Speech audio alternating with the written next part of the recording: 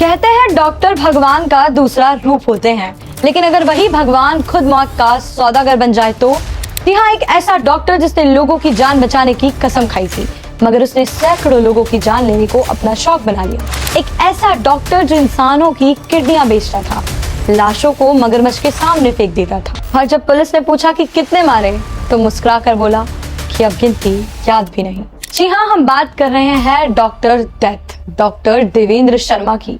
वो नाम जिसने इंसानियत को शर्मसार कर दिया। डॉक्टर देवेंद्र शर्मा का जन्म 1958 में उत्तर प्रदेश के अलीगढ़ जिले के पुरैनी गांव में हुआ था। बचपन से ही वो बेहद होशियार थे, पढ़ाई में अव्वल रहना यही उनकी पहचान थी। अपनी प्रारंभिक शिक्षा उन्होंने गांव से ही पूरी की, लेकिन 12वीं की पढ़ाई के लिए वो अपनी बहन के घर बुलंदशहर चले गए, जहाँ से उन्होंने इंटरमीडिएट की परीक्षा पास की। इसके बाद पटना की एक यूनिवर्सिटी से आयुर्वेदिक डॉक्टर की पढ़ाई पूरी की। लोग कहते थे कि ये लड़का एक दिन बड़ा डॉक्टर बनेगा, और सच में 1984 में उसने अलीगढ़ में अपना क्लिनिक खोला। नाम रखा जनता क्लिनिक, जनता की सेवा के लिए। लेकिन यही जनता क्लिनिक लोगों की जान का दुश्मन बन जाएगा, इसका अंदाजा किसी को नहीं था। साल था 1994 और यहीं से इस डॉक्टर की कहानी इंसानियत से हैवानियत की ओर मुड़ गई। कहते हैं कि लालच इंसान को बर्बाद कर देता है। उसने अपनी एक दोस्त के कहने पर गैस एजेंसी का बिजनेस शुरू किया। उसने अपनी सारी जमा पूंजी, क्लिनिक की कमाई, सब कुछ उस बिजनेस में लगा दी, लेकिन वो कारोबार डूब गया। अब उसके पास दो रास्ते थे, एक फिर से डॉक्टर बनकर ईमानदारी से काम करना, या दूसरा गलत रास्ता। उस डॉक्टर ने गलत रास्ता चुना और उसने अपना लिया वो खूंखार रास्ता। पहले उसने नकली गैस एजेंसी के नाम पर लोगों को ठगना शुरू किया, लेकिन धीरे धीरे ठगी ने उसकी आत्मा को खत्म कर दिया और लालच ने उसे मौत के धंधे में धकेल दिया। और यहीं से शुरुआत हुई किडनी ट्रांसप्लांट के गोरख धंधे की। अब देवेंद्र शर्मा के संपर्क में आए कुछ अवैध ऑर्गन ट्रेडर्स, जिनमें डॉक्टर अमित एक प्रमुख व्यक्ति थे। उन ट्रेडर्स ने बताया कि किडनी ट्रांसप्लांट से लाखों रुपए मिल सकते हैं। बस यहीं से उसने इलाज नहीं, हत्या को अपना पेशा बना लिया। वो लोगों को मारता था और उनके शव को मगरमच्छ के तालाब में डाल देता था ताकि कोई सबूत ना बचे। कुछ रिपोर्ट्स के अनुसार उसने 100 से ज्यादा ड्राइवर्स की हत्या की और 50 से ज्यादा अवैध किडनी ट्रांसप्लांट में हिस्सा लिया। कुछ रिपोर्ट्स तो यहाँ भी कहती है कि उसने करीब 250 से ज्यादा मर्डर्स किए हैं। लेकिन ये सब पॉसिबल कैसे हुआ?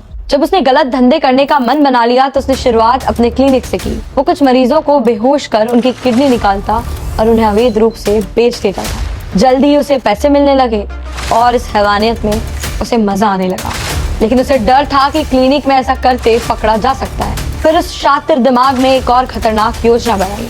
उसने काशगंज और अलीगढ़ के बीच एक जगह चुनी, हजरा कैनाल। यहाँ अनगिनत मगरमच्छ पाए जाते हैं। वहाँ पर लाशों को ठिकाने लगाना आसान था और पकड़े जाने का खतरा लगभग ना के बराबर। वो गैस और टैक्सी ड्राइवर पर नजर रखता था, सुनसान जगह पर बुलाकर उनकी हत्या कर देता था और लाशों को नहर में फेंक देता था ताकि मगरमच्छ सबूत मिटा दे। ऐसा करते करते उसने 150 से ज्यादा लोगों की हत्या कर दी। किडनी ट्रांसप्लांट, बेची गई गाड़ी और हर ठगी से उसने लाखों करोड़ों रुपए कमाए। वो दिल्ली या गुरुग्राम से टैक्सी बुक करता था और ड्रॉप लोकेशन हजरा कैनाल के पास रखता था।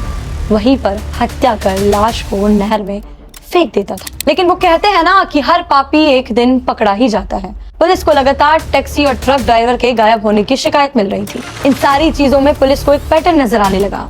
गाड़ियां गायब होती रही और बाद में काले बाजार में मिलती थी। 2004 में जब वह एक टैक्सी ड्राइवर की हत्या कर रहा था, तभी पुलिस ने उसे रंगे हाथों पकड़ लिया। बाद में उसने खुद कबूल किया कि उसने सैकड़ों हत्याएं की, जिसे सुनकर पुलिस भी दंग रह गई। और मुझे पता है कि आप लोगों की भी ये सारी बातें सुनकर रूह कांप गई है। डॉक्टर शर्मा को लगता था कि वो सिस्टम से ज्यादा चालाक है। वो कहता था कि सबको पैसा चाहिए, फर्क बस इतना है कि कोई डॉक्टर बनकर कमाता है तो कोई लाश बेचकर। हर ट्रांसप्लांट में वो लाखों रुपए कमाता था और पुलिस के रिकॉर्ड में वो अब भी डॉक्टर शर्मा था, एक इज्जतदार आदमी। उसने कबूल किया कि हाँ मैंने मारा है, हाँ मैंने मारा है लोगों को, लेकिन मैं अकेला नहीं था, सिस्टम भी मेरे साथ था। यहाँ पर वो अपने गिरोह की बात कर रहा है। पर सवाल है कि क्या सच में सिस्टम ने उसे मजबूर किया था या उसने खुद अपने भीतर के शैतान को जगा लिया था? पर हम सब जानते हैं कि मुजरिमों का कोई साइड नहीं होता। एक मुजरिम, एक अपराधी होता है। गिरफ्तारी के बाद भी उसे अपने कर्मों का पछतावा नहीं था।